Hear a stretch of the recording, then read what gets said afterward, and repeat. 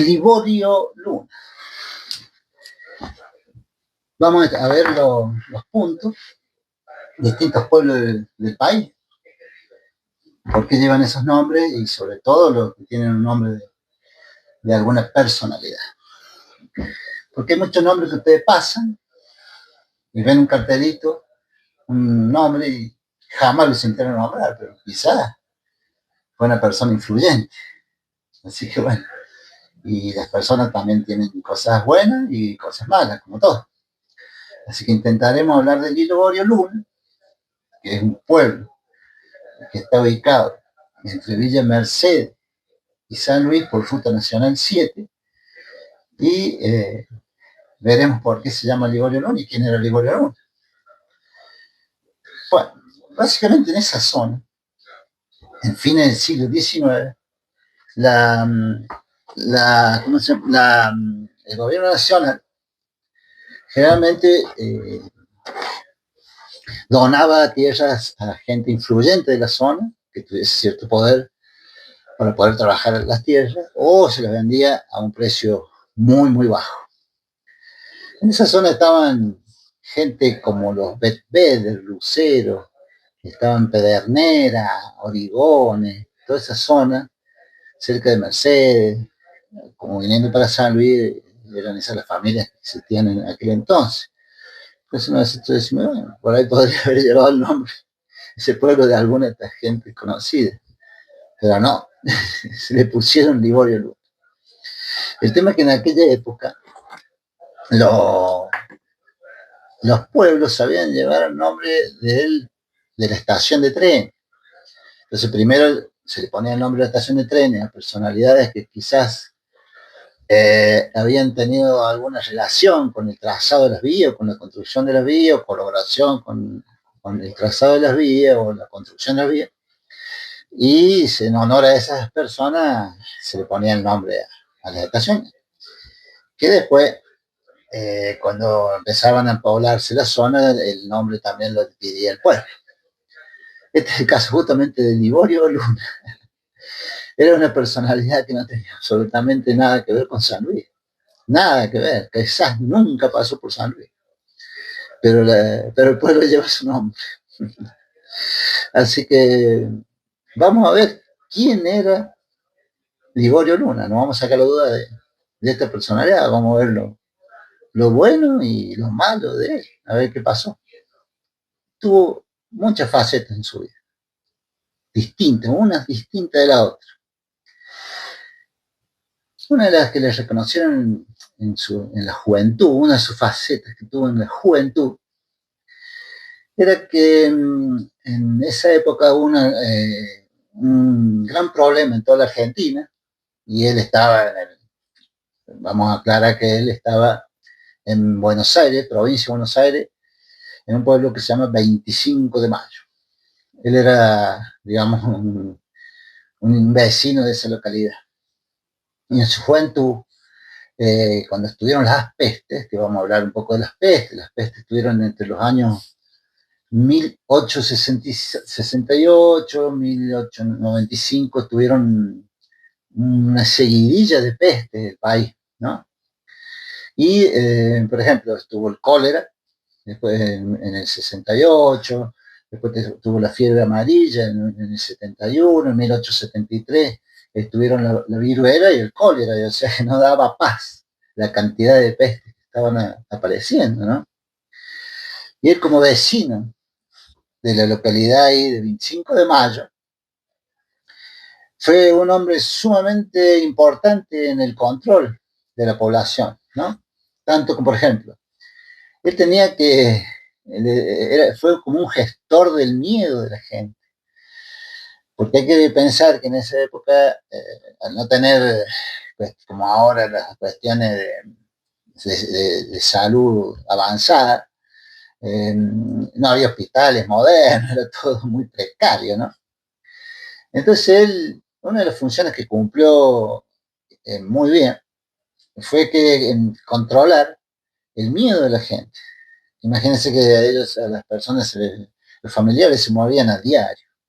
Entonces la gente pensaba que podría huir a los campos.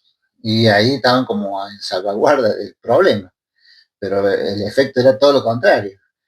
Había que convencer a la gente que no se dispersara por los campos, porque ellos, eso era contrario a lo que la gente pensaba, difundían más el virus, expandían el virus.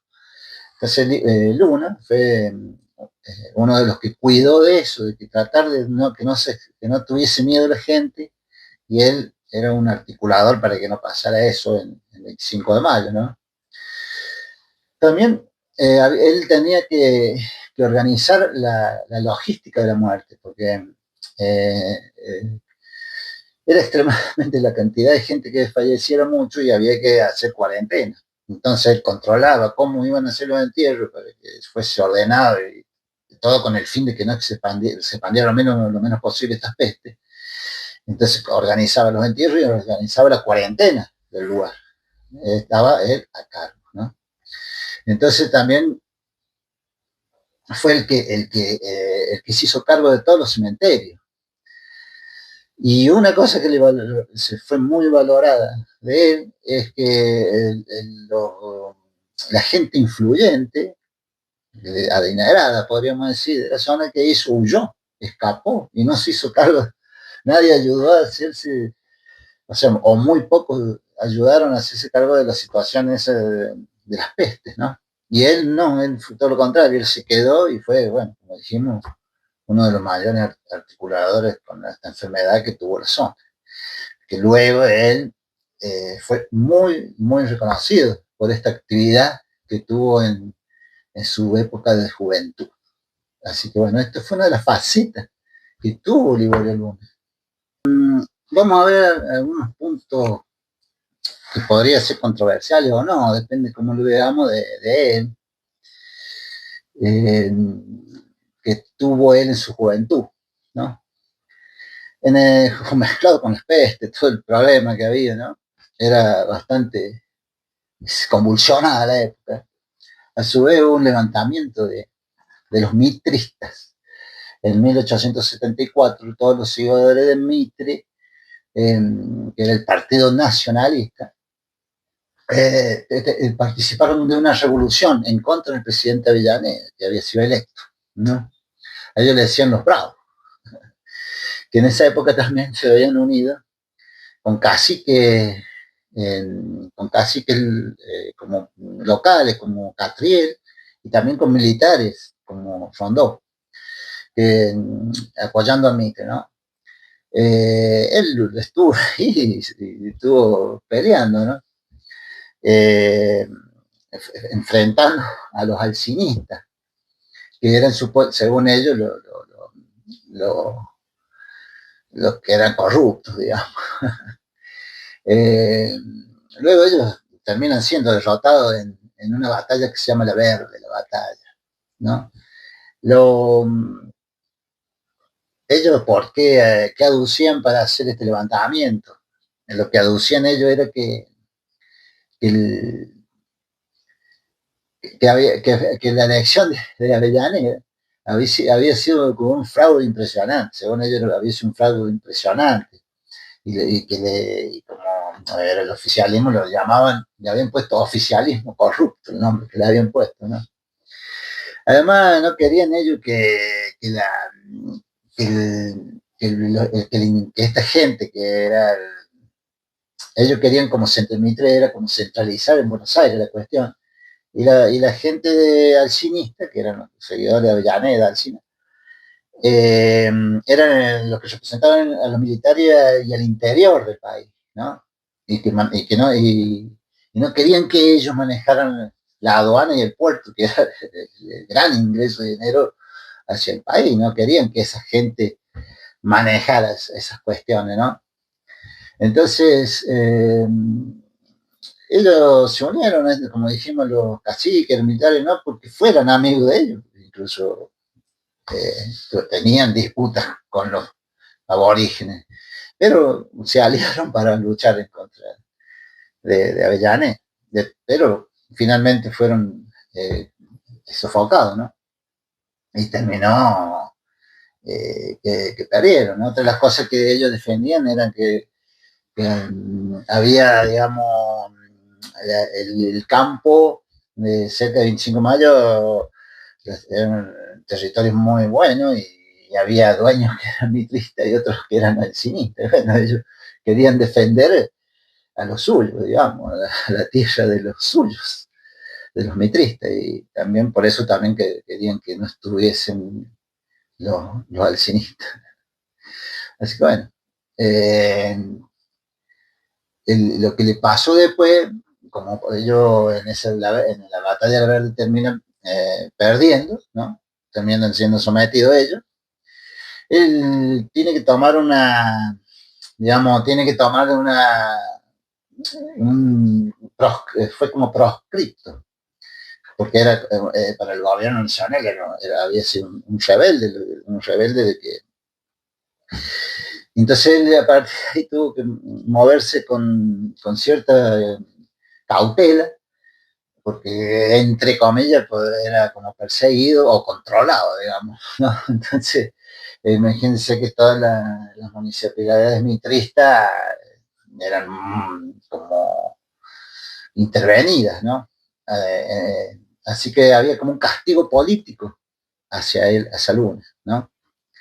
Pero él después logró acomodarse, como dijimos mucho, lo que lo ayudó a acomodarse en la sociedad y a ser influyente fue el manejo que él tuvo en la época de las pestes.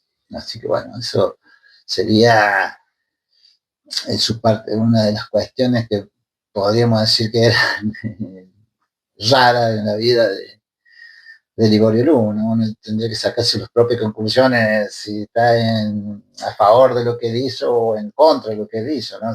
Bueno, un poco los ideales de cada uno, ¿no? Lo que puede marcar eso. Vamos a hablar un poco de la zona de Liborio Luna.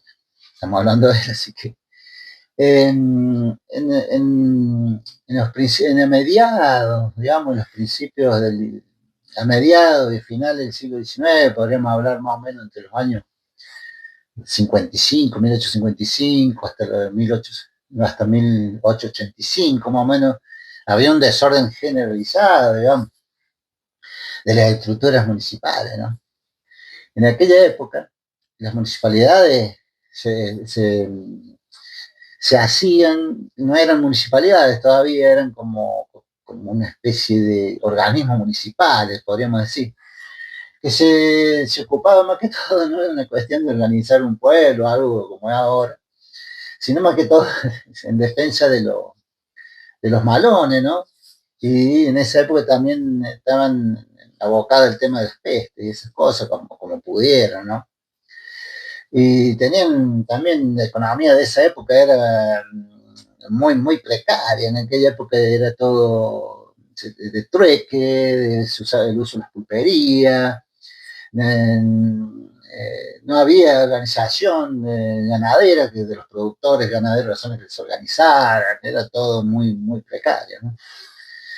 Pero la provincia de Buenos Aires, ya en el año 1886, hace una ley orgánica para las municipalidades, ¿no?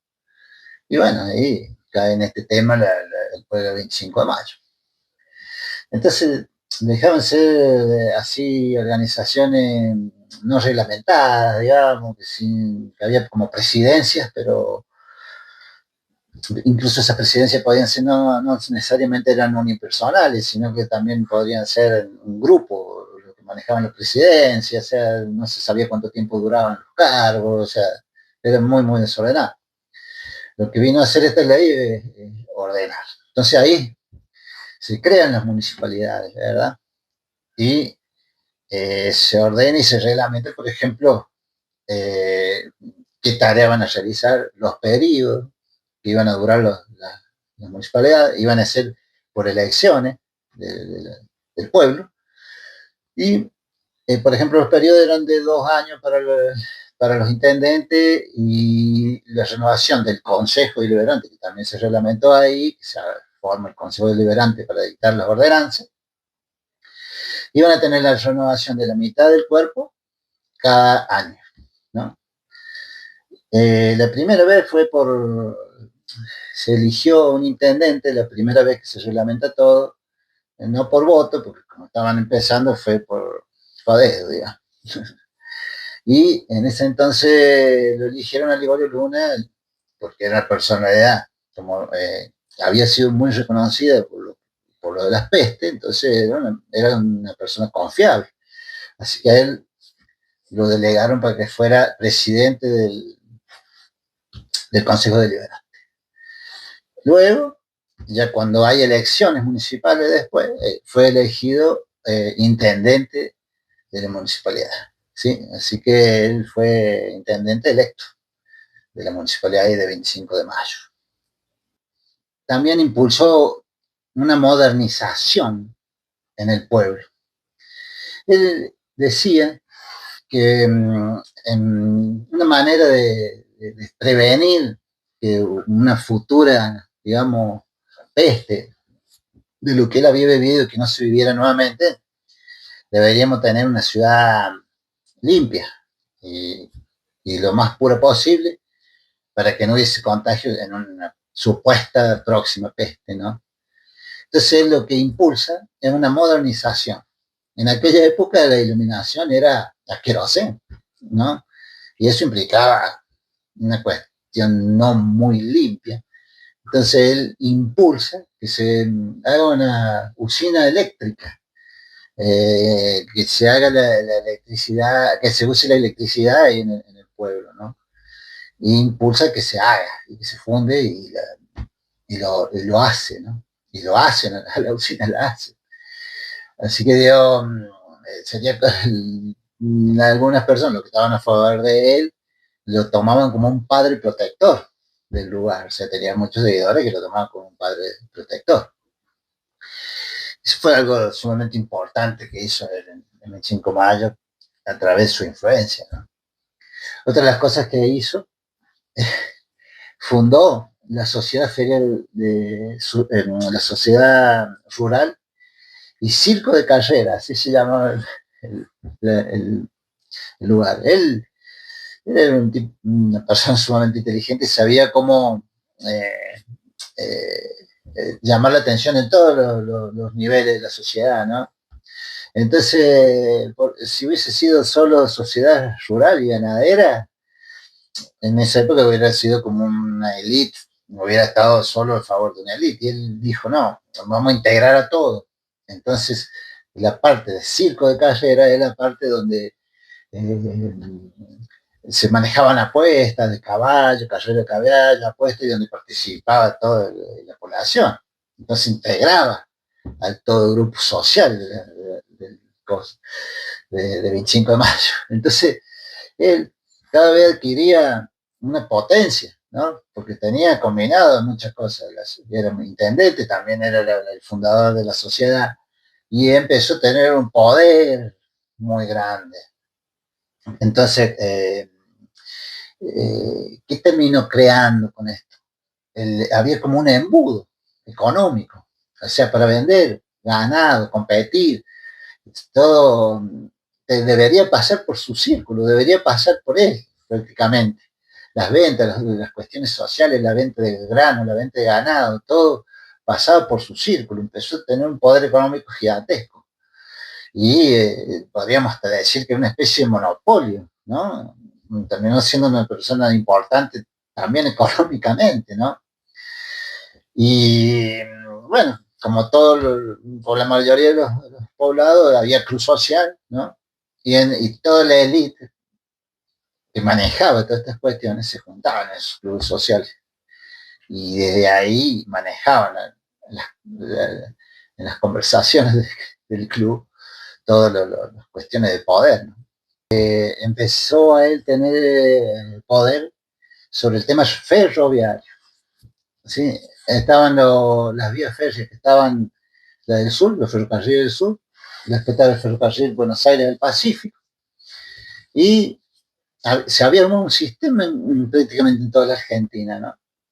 Entre los ingleses, los grandes poderosos de los lugares y los granos que iban a Buenos Aires. Entonces había una mecánica que bueno, los ingleses con su empresa privada era lo que hacían los que tenían el ferrocarril, hacían las trazas, pero también manejaban el ferrocarril, ¿no?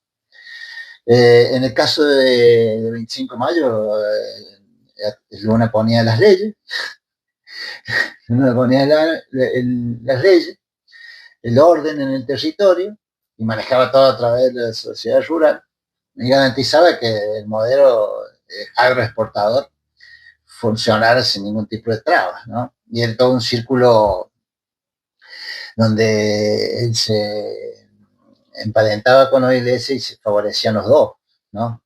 Porque, claro, al recolectar a través de la sociedad rural, grande cantidad de dinero le ingresaba de todos los productores que tenían que ingresar a través de la sociedad rural y recién de ahí hacer el traslado de grano ganado a través de los ferrocarriles ingleses que ellos cobraron los fletes impresionantes para llevar las cuestiones hasta el puerto. Así que ese era un entramado bien, también podemos poner la palabra como raro. Él tenía entonces el poder municipal, ¿no?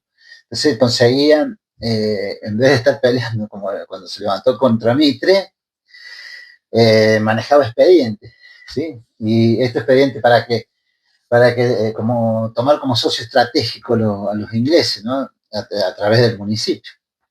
Entonces podrían, con esto, a él le podría, facilitaba las tierras y las estaciones a, lo, a los ingleses, ¿no?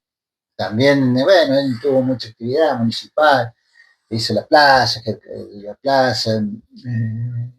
construyó un cementerio, digamos, ordenó la ciudad un montón. Así que también tuvo una actividad, digamos, algunas controversiales y otras, ¿no? Otras favorecieron ampliamente a la sociedad 25 mayo, ¿no? Volvemos un poco al principio. En aquella época, los nombres de las estaciones y de los pueblos se elegían de distintas maneras. Había varias posibilidades de elegir el nombre para una estación de tren.